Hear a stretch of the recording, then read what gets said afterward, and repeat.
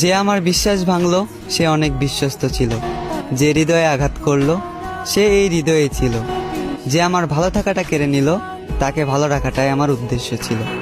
আমি তোমাকে বিশ্বাস করেছিলাম, রেখেছিলাম এই হৃদয়ে, বেঁধেছিলাম ছোট্ট একটা ঘর।